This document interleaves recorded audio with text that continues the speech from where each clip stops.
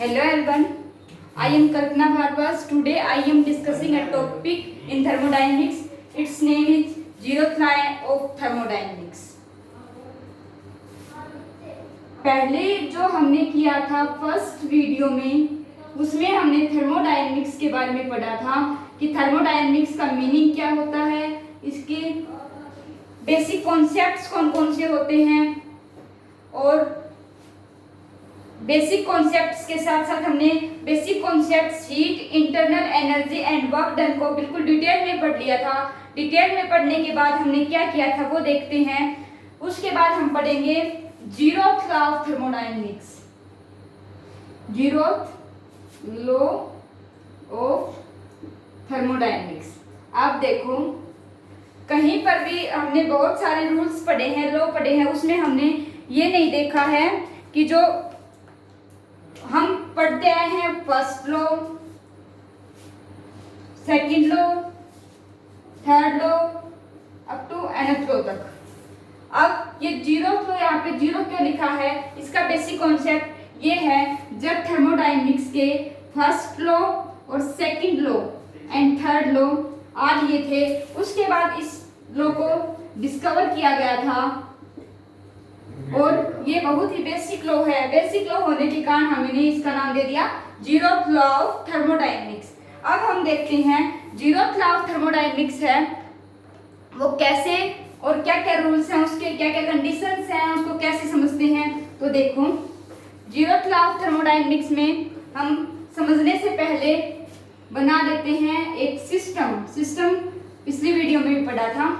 ये सिस्टम है, इसको 3 पार्ट्स में डिवाइड कर देते हैं। 3 पार्ट्स में डिवाइड करने के बाद क्या होता है, एक पार्ट ये, सेकंड वाला पार्ट ये, थर्ड वाला ये। इस पार्ट को मैंने नाम दे दिया सी पार्ट एंड इस पार्ट को नेम दे दिया मैंने ए और इसको नेम दे दिया मैंने बी पार्ट। अब नाम देने के बाद हम क्या करते हैं, ये जो विड्थ है और ये जो विड्थ है, इनको हम क्या बोलेंगे, यहाँ पे देखते हैं, ये हम इनको बॉल्स बोलेंगे। पहले बताया था, एक तो होती है हमारे पास डायथर्मिक बॉल, सेकंड होती है एडायबेटिक बॉल। इसको हम डायथर्मिक बॉल लगा देंगे and this ball is adiabatic ball. एक बार डायथर्मिक बॉल को बता देती हूँ। डायथर्मिक बॉल वो होती है जिसमें से हीट का फ्लो हो जाता है एक सिस्टम से लेकर दूसरे सिस्टम तक, एंड एडायबेटिक बॉल में कोई भी हीट फ्लो नहीं होती किसी भी सिस्टम में, यानी कि एस और बी के बीच एडायबेटिक बॉल है, न तो हीट ए से बी में जाएगी और न बी वाली हीट ए में आएगी। नेक्स्ट हम देखते हैं, अब ये बॉल लगा दी, एक ए का टेम्परेचर, ए सिस्टम का टेम्परेचर हमने टी ए से रिप्रेजेंट कर दिया, बी सिस्टम का टेम्परेचर हमने टी बी से रिप्रेजेंट कर दिया एंड सी का टेम्परेचर हमने टी सी से रिप्रेजेंट कर दिया। अब देखो डियर स्टूडेंट्स, ए और बी के बीच में बॉल कौन सी है, एडायबेटिक बॉल है। एडायबेटिक बॉल होने के कारण ए और बी सिस्टम से कोई भी हीट का एक्सचेंज नहीं होगा। अब देखो, ए और सी दोनों किस बॉल से हैं, डायथर्मिक बॉल से हैं, और बी और सी भी किससे हैं, डायथर्मिक बॉल से हैं। तो ए से जो हीट जाएगी वो सी में जाएगी, सी वाली जो हीट है वो ए में आएगी, सिमिलरली बी वाली जो हीट है वो सी में जाएगी और सी वाली जो हीट है वो बी में आएगी। अब देखो, इतना एक्सपेरिमेंट करने के बाद हम नेक्स्ट मूव करते हैं, ये जो एडायबेटिक बॉल को हम डायथर्मिक से रिप्लेस कर देते हैं और डायथर्मिक वाली को एडायबेटिक से रिप्रेजेंट करते हैं। तो नेक्स्ट फिगर हम बनाते हैं एक सिस्टम, उसी को सिमिलरली पार्ट्स में रिप्रेजेंट करेंगे। देखो, ये सिस्टम ए है तो इसको ए लिखा, ये सिस्टम बी है तो इसको बी लिखा, ये सिस्टम सी है तो इसको सी लिखा। अब हम बॉल एक्सचेंज करने को बोल रहे हैं, तो डायथर्मिक की जगह हम क्या लगाएंगे, इस बॉल को एडायबेटिक बॉल से रिप्रेजेंट करेंगे। तो यहाँ पे मैंने लिख दिया एडायबेटिक बॉल। अब देखो, इसमें ये जो बॉल है ये एडायबेटिक बॉल है, तो इस बॉल को हम रिप्रेजेंट करेंगे डायथर्मिक बॉल से। डायथर्मिक बॉल को देखो, अब देखो, हमने इन बॉल्स को रिप्रेजेंट करने के बाद हमें क्या मिलता है, टेम्परेचर ए, टेम्परेचर बी, टेम्परेचर सी। तीनों का टेम्परेचर सिमिलरली मिलता है। कैसे? न तो सिस्टम की हीट ए से सी में जा रही होती है, क्योंकि ये तो ऑटोमेटिक एडाइवेटिक है। ए से बी में और बी से सी में कोई भी हीट फ्लो नहीं करेगी। ये देखो, ए से बी में कोई हीट नहीं फ्लो करेगी, बी से ए में भी कोई हीट फ्लो नहीं करेगी डायथर्मिक होने के बावजूद भी। क्यों? क्योंकि ये थर्मल इक्विलिब्रियम में हो गया। थर्मल इक्विलिब्रियम का मतलब मैंने बताया भी था, कोई भी पार्टिकल या फिर सिस्टम थर्मल इक्विलिब्रियम में तभी होता है जब वो केमिकल इक्विलिब्रियम हो, थर्मल इक्विलिब्रियम हो एंड केमिकल और मैकेनिकल इक्विलिब्रियम हो। अब ये तीनों कंडीशंस यहाँ पे सेटिस्फाई हो रही हैं। थर्मल इक्विलिब्रियम हो रहा है, टेम्परेचर का कोई भी फ्लो नहीं हो रहा है।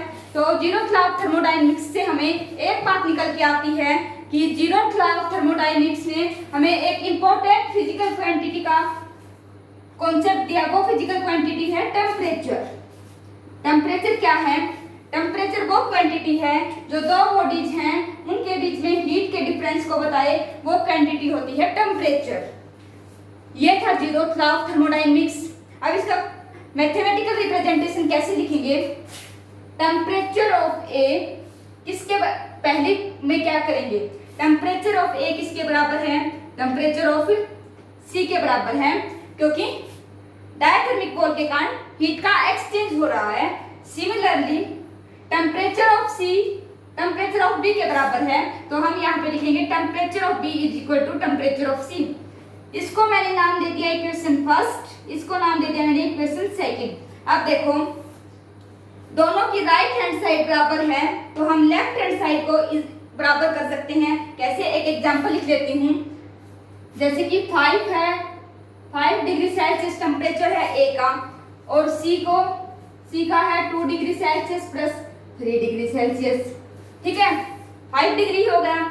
अब टेम्परेचर ऑफ बी है 6 डिग्री सेल्सियस। अब 6 डिग्री सेल्सियस कैसे होगा?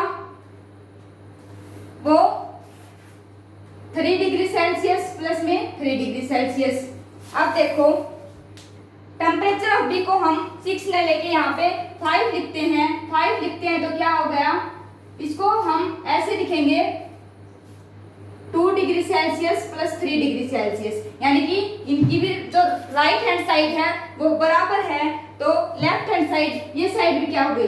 बराबर हो गई।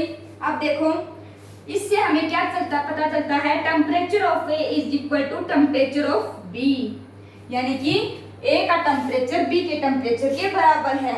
ये है zeroth law of thermodynamics. Next हम पढ़ते हैं फर्स्ट लॉ ऑफ थर्मोडायनेमिक्स। तो देखो, फर्स्ट लॉ ऑफ थर्मोडायनेमिक्स क्या बोलता है? फर्स्ट लॉ ऑफ थर्मोडायनेमिक्स को हम देखते हैं। पहले मैं लिख लेती हूँ first law of thermodynamics. Thermodynamics की ब्रांच में फर्स्ट लॉ क्या बोलता है वो देखो मेरे साथ। थर्मोडायनेमिक्स में फर्स्ट लॉ ये बोलता है कि जब हम किसी भी सिस्टम को हीट दे रहे होते हैं, मान लीजिएगा ये एक सिस्टम है जिसका नाम ए सिस्टम रख दिया मैंने। ये अंदर वाला जिसमें हम वर्क कर रहे हैं वो सिस्टम हो गया, और यूनिवर्स में सिस्टम के अलावा जितनी भी जगह बच गई वो हमारा हो गया सराउंडिंग हो गया। सराउंडिंग होने के बाद जो सिस्टम और सराउंडिंग को सेपरेट कर रहा है वो बाउंड्री हो गई, तो इसको लिख दिया मैंने बाउंड्री। अब देखो, इस सिस्टम को मैंने हीट दी डी क्यू हीट देने के बाद इस सिस्टम में कुछ मॉलिक्यूल्स हैं, स्मॉल पार्टिकल्स हैं, तो इनको मैंने रिप्रेजेंट कर दिया स्मॉल डॉट्स से, यानी कि ये मॉलिक्यूल्स हैं। ये कुछ मोशन कर रहे होते हैं, कुछ रेस्ट में हैं, कुछ जिगजैग मोशन है इनका। तो वो देखते हैं जो हीट दे रहे होते हैं सिस्टम को वो किसके बराबर होती है। तो देखो, किसी भी सिस्टम को हम जब हीट दे रहे होते हैं तो उसको डी क्यू से रिप्रेजेंट करते हैं। डी क्यू से रिप्रेजेंट करने के बाद जो हीट होती है वो किसके बराबर होती है? पहले तो इंटरनल एनर्जी के बराबर होती है, यानी कि किसी भी सिस्टम की जो हीट होती है वो पहला काम तो इंटरनल एनर्जी को कंप्लीट करने में करेगी, यानी कि sum of kinetic energy and sum of potential energy. अब जो एनर्जी बच गई है हीट एनर्जी, वो वर्क डन में काम आएगी। ठीक है, अब ये तो इसकी मैथमेटिकल स्टेटमेंट हो गई, किसकी, फर्स्ट लॉ ऑफ थर्मोडायनेमिक्स की। जो सिस्टम को हीट दे रहे होते हैं वो दो पार्ट्स में डिवाइड हो जाती है। पहली तो मॉलिक्यूल्स को इंटरनल एनर्जी देने के लिए, सेकंड जो बच जाता है वो वर्क डन करने के लिए। अब देखो ये du है वो इंटरनल एनर्जी, dq है वो हीट है और dw है वो वर्क डन है। ये तीनों क्वांटिटीज पिछली वीडियोस में डिस्कस कर ली हैं, इसीलिए वो बेसिक टर्म्स के नाम से जानी जाती हैं। अब देखो इसके एप्लीकेशंस पढ़ते हैं, यानी कि फर्स्ट लॉ कहाँ पे यूज होता है, किस किस का यूज होता है उसमें। तो पहले हम कुछ टर्म्स देख लेते हैं। वो देखो, एक टर्म होती है आइसोबैरिक, सेकंड होती है आइसोकोरिक।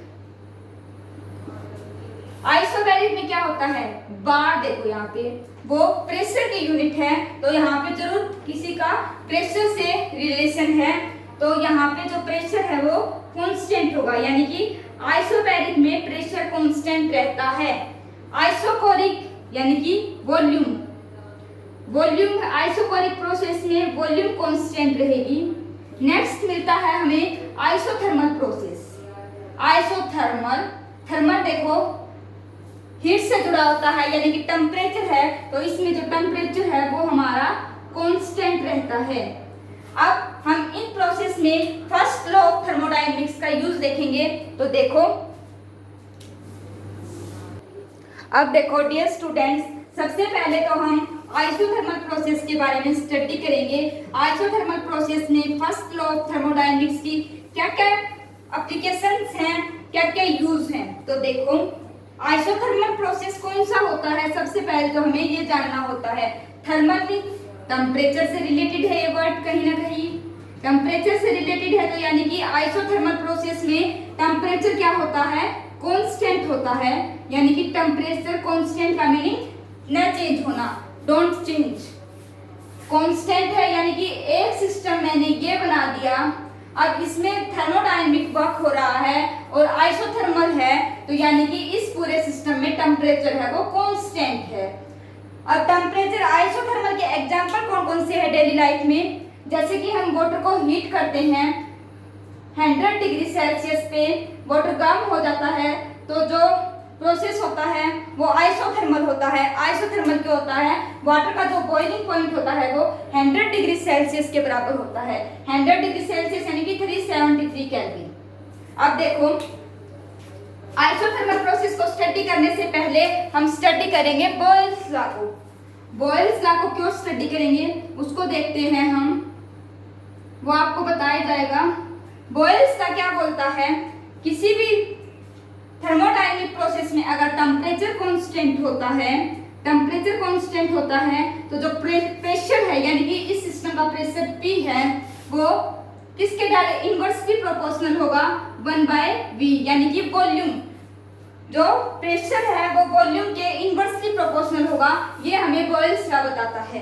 अब देखो यहाँ पे प्रेशर है वो ये कांस्टेंट ऑफ प्रोपोर्शनलिटी है, तो यहाँ पे हम हटा के कुछ कांस्टेंट लगाएंगे, कांस्टेंट को हम यहाँ पे कांस्टेंट ही लिख देते हैं। अब देखो डिवाइड बाय V, अब ये इधर डिवाइड में है, इधर मल्टीप्लाई में होगा, तो PV किसके बराबर होगा, कांस्टेंट के बराबर आ गया हमारा PV। अब देखो PV कांस्टेंट हो गया, तो अगर हमें कोई भी थर्मोडायनेमिक प्रोसेस दे रखा हो, पहला प्रोसेस है P1, दूसरा प्रोसेस है P2, यानी कि पहले प्रोसेस की प्रेशर है P1, दूसरे प्रोसेस की प्रेशर है P2। पहले प्रोसेस की वॉल्यूम V1, दूसरे प्रोसेस की वॉल्यूम V2, ये दोनों बराबर होंगे। अब हमें न्यूमेरिकल सॉल्व करने हो तो P1 हमें दिया मिल सकता है, V1 दिया मिल सकता है और P2 दिया मिल सकता है। हमसे V2 कैलकुलेट करवा ले, सिमिलरली P2 कैलकुलेट करवा ले, P1 कैलकुलेट करवा ले या फिर V1 कैलकुलेट करवा ले। अब हम आइसोथर्मल प्रोसेस को पढ़ने से पहले बॉयल्स लॉ क्यों पढ़ते हैं, एक बार देखते हैं। जो इक्वेशन है वो बॉयल्स लॉ की वो ये है, यानी कि जो बर्निंग इक्वेशन है वो PV = कांस्टेंट। आइसोथर्मल प्रोसेस में ये जो इक्वेशन आई है ये बॉयल्स लॉ से आई है, यानी कि टेम्परेचर कांस्टेंट होने के कारण आई है। नेक्स्ट हम देखते हैं जो फर्स्ट लॉ ऑफ थर्मोडायनेमिक्स में इसके क्या यूज है, तो देखो, अब देखो फर्स्ट लॉ ऑफ थर्मोडायनेमिक्स हमें क्या बोलता है, किसी भी सिस्टम को हम डीक्यू हीट दे रहे होते हैं तो वो पहले तो सिस्टम अपनी इंटरनल एनर्जी को कंप्लीट करता है और जो बची हुई हीट है वो वर्क डन में जाती है। अब आइसोथर्मल प्रोसेस में फर्स्ट लॉ की एप्लीकेशन क्या है, ये जो du होता है वो किसके बराबर होता है, NCV/dt। अब देखो डियर स्टूडेंट्स, ये रिलेशन हम नेक्स्ट वीडियोस में हम आपको डिराइव करवाएंगे। N होता है number of molecules in A system, CV होता है specific heat at constant volume. अगर यहाँ पे Cp लिखा होता है तो specific heat at constant pressure, तो हम यहाँ पे Cv का यूज करते हैं क्योंकि जो गवर्निंग इक्वेशन है वो PV = कांस्टेंट बोलती है। अब देखो du है उसको NCV/dt से रिप्लेस करते हैं तो dq हमारे पास आ जाता है NCV/dt + dw। अब देखो आइसोथर्मल प्रोसेस में टेम्परेचर कांस्टेंट होता है यानी कि वो चेंज नहीं होता, तो हम इसको लिख देते हैं 0। 0 लिखने के बाद dq हो जाएगा 0 + dw। अब देखो dq किसके बराबर आ गया हमारा, dw के बराबर आ गया, यानी कि आइसोथर्मल प्रोसेस में जब हम हीट दे रहे होते हैं किसी भी सिस्टम को तो सारी हीट इंटरनल एनर्जी में न जाके वर्क डन करने में यूज होगी। नेक्स्ट हम पढ़ते हैं work done in an isothermal process का डेरिवेशन। तो देखो work done in an isothermal process का डेरिवेशन पढ़ने से पहले लिख लेते हैं work done in an isothermal process. यहाँ इन क्यों लगाया है, एन क्यों लगाया है यहाँ पे, क्योंकि आई है वो एक बाउल है तो यहाँ पे एन लगा दिया क्योंकि एन लगता है बाउल के साथ। अब work done in an isothermal process का डेरिवेशन क्या बोलता है, वो देखो वर्क किसके बराबर होता है, pressure into small change in volume. Isothermal process की इक्वेशन क्या है, PV = कांस्टेंट। कांस्टेंट को हम यहाँ पे कैसे रिप्रेजेंट कर सकते हैं, तो P की क्या आ गई, K/V। P की जगह हम K/V लिखेंगे तो work done in an isothermal process dw किसके बराबर हो जाएगा, P की जगह है K/V × dV। अब हमें तो सिस्टम का total work done find out करना है। Total work done find out करना है, टोटल के लिए हम इंटीग्रेशन का यूज करते हैं। तो W = K constant integration dV/V। इसका इंटीग्रेशन होता है K natural logarithm V, volume V1 से V2 यानी कि ln V2 - ln V1। इसकी लॉग की प्रॉपर्टी क्या होती है, K ln V2/V1। अब इसको कैसे चेंज करेंगे, 2.3036 log of base 10 K V2/V1। ये हो गया हमारा work done in an isothermal process.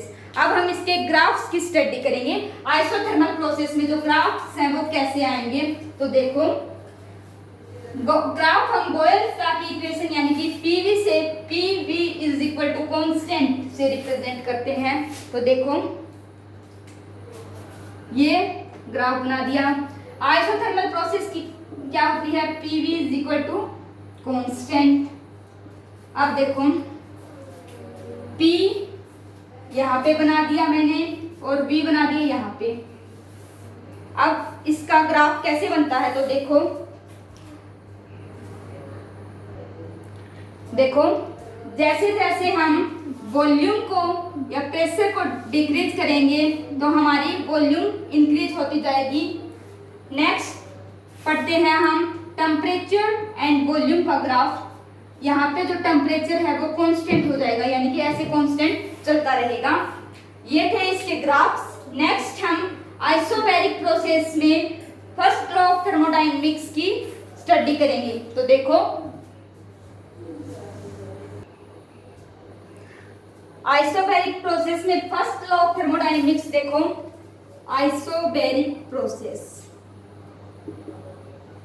Isobaric process वो प्रोसेस होता है जिसमें प्रेशर है वो कांस्टेंट होता है। आइसोबैरिक प्रोसेस को समझने से पहले हम किसकी स्टडी करेंगे? चार्ल्स लॉ की। चार्ल्स लॉ क्या बोलता है? किसी भी सिस्टम का अगर हम प्रेशर कांस्टेंट कर दें तो उस सिस्टम की जो वॉल्यूम है वो टेम्परेचर के डायरेक्टली प्रोपोर्शनल होगी, यानी कि जितनी वॉल्यूम इंक्रीज होगी उतना ही टेम्परेचर इंक्रीज होगा। ये कौन सा लॉ है? Charles law. अब देखो, अब हम ये इक्वेशन हो गई आइसोबैरिक प्रोसेस की।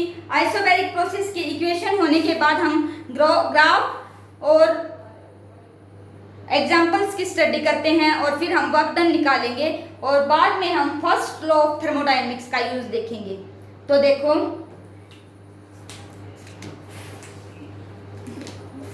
वॉल्यूम अगर हम यहाँ पे कांस्टेंट मान लें, कांस्टेंट प्रोपोर्शनलिटी साइन को हटा के हमने कांस्टेंट कर लिया, और ये टेम्परेचर कांस्टेंट एक साइड, टेम्परेचर यहाँ पे डिवाइड, यानी कि V/T किसके बराबर हो गया? कांस्टेंट के बराबर। अगर हमें कि कोई भी सिस्टम, पहला सिस्टम है उसकी वॉल्यूम V1 है, दूसरा सिस्टम है उसकी वॉल्यूम V2 है। पहला सिस्टम उसका टेम्परेचर T1 है, दूसरा सिस्टम उसका टेम्परेचर T2 है, तो हम इससे न्यूमेरिकल प्रॉब्लम सोल्व कर सकते हैं। ये इक्वल होते हैं V1/T1 is equal to V2/T2। पहले की वॉल्यूम दी हुई मिल सकती है, बाकी तीनों चीज T1 दिया मिल सकता है, T2 V2 कैलकुलेट करवा ले, सिमिलरली T2 कैलकुलेट करवा ले, यानी कि इन चारों क्वांटिटीज में से कोई भी कैलकुलेट करवा सकता है। अब हम नेक्स्ट पढ़ते हैं जो इसका एग्जांपल है। आइसोबैरिक का एग्जांपल क्या है?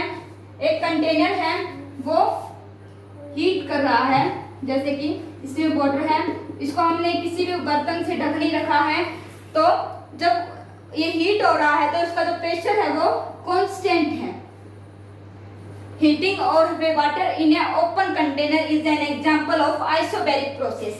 Next हम work done और first law of thermodynamics पढ़ते हैं।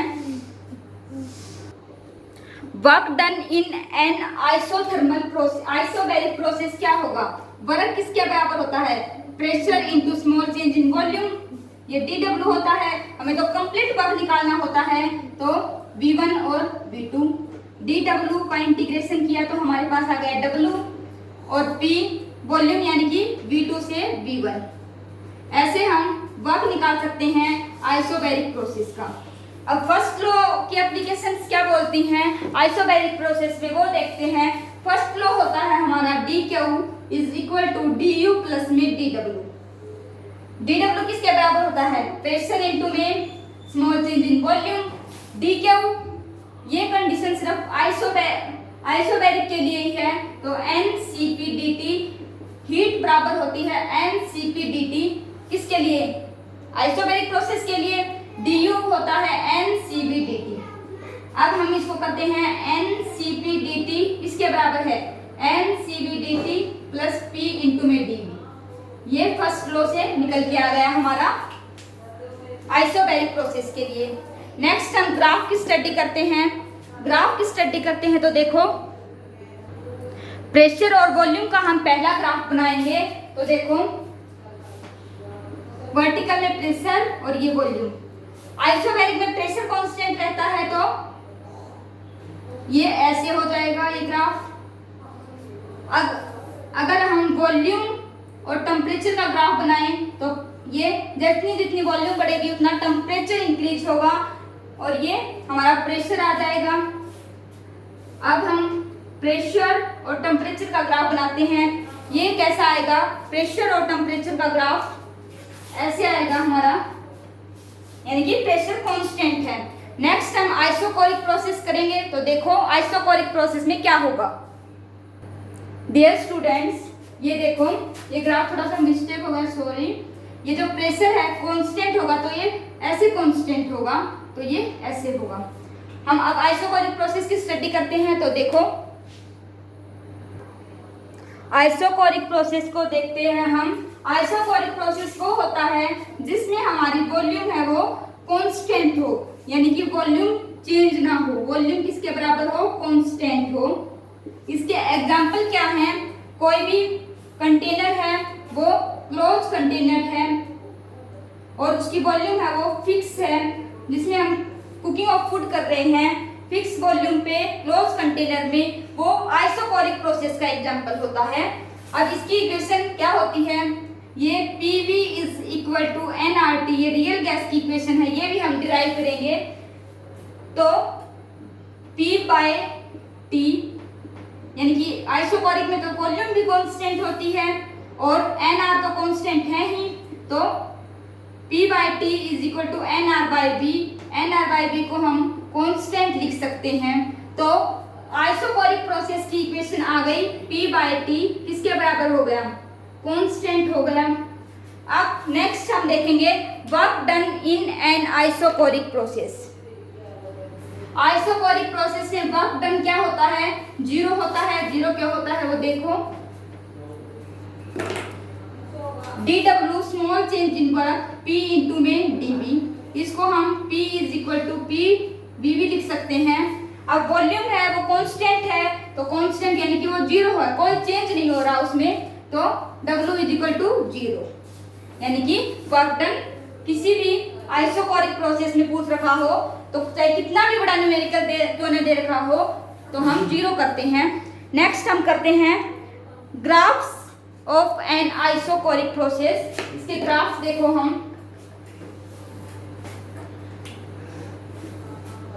पहला ग्राफ प्रेशर और टेम्परेचर के बीच में बनाएंगे।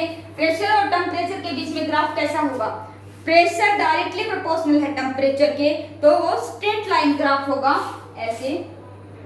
नेक्स्ट वॉल्यूम और टेम्परेचर का ग्राफ बनाएंगे, तो वॉल्यूम कांस्टेंट रहेगी आइसोकोरिक प्रोसेस में, तो ये ग्राफ ऐसा हो गया।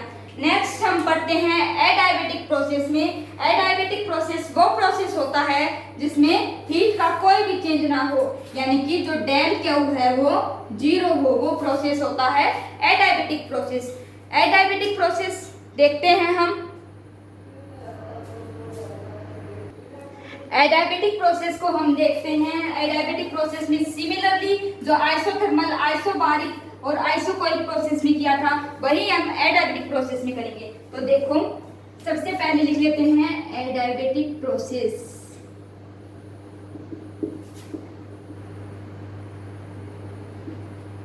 एडायबेटिक प्रोसेस देखते हैं हम, ऐसा प्रोसेस जिसमें हीट है वो हमारी कांस्टेंट हो, यानी कि change in heat del Q is equal to zero हो। इसके एग्जाम्पल कौन कौन से हैं, मान लो हमारे पास एक बैलून है, वो सडन ब्रस्ट हो जाए, एकदम से फूट जाए, तो जो हीट होती है उसका कोई भी चेंज नहीं होता, तो वो क्या होता है, एडायबेटिक प्रोसेस होता है। किसी भी कंटेनर में गैस है, वो सडनली ब्रस्ट हो जाए तो वो एडायबेटिक प्रोसेस होता है, यानी कि उसमें डेल क्यू जीरो होता है, हीट का कोई भी चेंज नहीं होता। अब जो एडायबेटिक प्रोसेस की जो इक्वेशन है वो इक्वेशन कैसे है, जैसे P और V, V की पावर गामा, ये कांस्टेंट है, ये इक्वेशन है हमारी एडायबेटिक प्रोसेस की। एडायबेटिक प्रोसेस की इक्वेशन देखो, गामा है वो क्या है, गामा है वो Cp अपॉन Cv है। Cp यानी कि specific heat at constant pressure, Cv है specific heat at constant volume. अब देखो आइडियल गैस इक्वेशन बोलती है हमें PV is equal to nRT, V की जगह हम क्या करेंगे nRT अपॉन P। इस इक्वेशन में पुट करते हैं P, V की जगह में nRT अपॉन P की पावर गामा किसके बराबर हो गया, कांस्टेंट हो गया। n और r चाहे पावर गामा हो, ये तो कांस्टेंट है, तो ये चले जाएंगे हमारे पास राइट हैंड साइड में डिवाइड हो जाएंगे, तो ये कांस्टेंट आ जाएगा। तो P और P की पावर माइनस गामा और T की पावर गामा किसके बराबर हो गया, कांस्टेंट हो गया। अब देखो बेस सेम है तो पावर ऐड होती है, तो क्या हो जाएगा P 1 माइनस गामा T की पावर गामा, ये हमारे पास आ गया कांस्टेंट। नेक्स्ट देखते हैं आइडियल गैस है PV is equal to nRT। P की जगह हम nRT अपॉन V रिप्लेस करते हैं तो क्या इक्वेशन आएगी, nRT अपॉन में V, और V की पावर गामा किसके बराबर है, कांस्टेंट है। अब देखो nr कांस्टेंट है, इधर डिवाइड हो जाएंगे, कांस्टेंट डिवाइड कांस्टेंट कांस्टेंट, तो T अपॉन V और V की पावर गामा कांस्टेंट। अब देखो T और V की पावर गामा -1 कांस्टेंट आ गई। नेक्स्ट हम देखते हैं work done in an adiabatic process और फर्स्ट लॉ ऑफ थर्मोडायनेमिक्स में जो एडियाबेटिक प्रोसेस है वो क्या होता है। तो देखो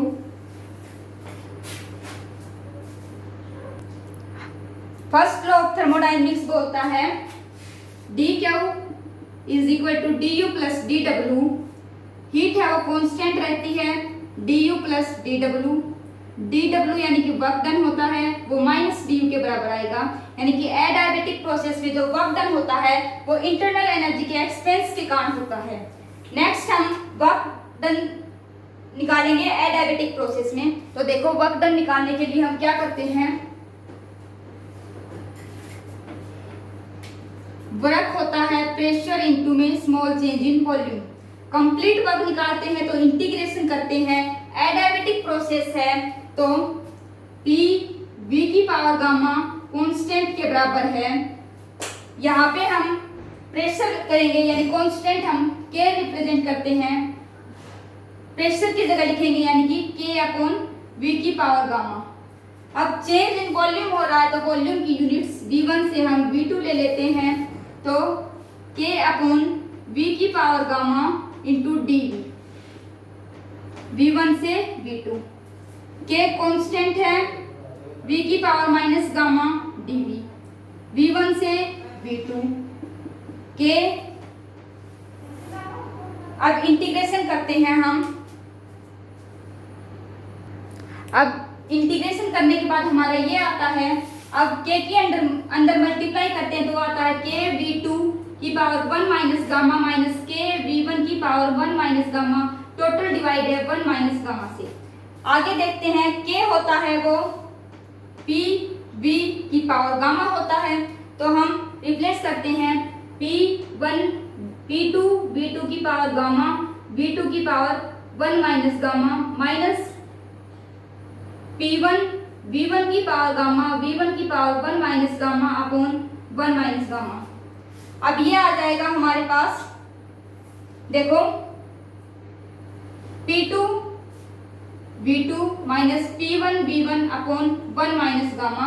इधर से माइनस साइन आउट ले लेते हैं तो P1 V1 minus P2 V2 gamma minus 1 यहाँ से लिया तो ये आ गया P1 V1 minus P2 V2 upon gamma minus 1। ये एडियाबेटिक प्रोसेस में वर्क डन आ गया।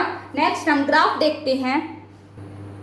PV होता है nRT, तो nRT1 minus nRT2 upon gamma minus 1, तो nRT1 minus T2 upon gamma minus 1। यानी कि एडियाबेटिक प्रोसेस में जो वर्क डन है वो इनिशियल एंड फाइनल टेम्परेचर पे डिपेंड करता है। नेक्स्ट ग्राफ देखते हैं एडियाबेटिक प्रोसेसेस के।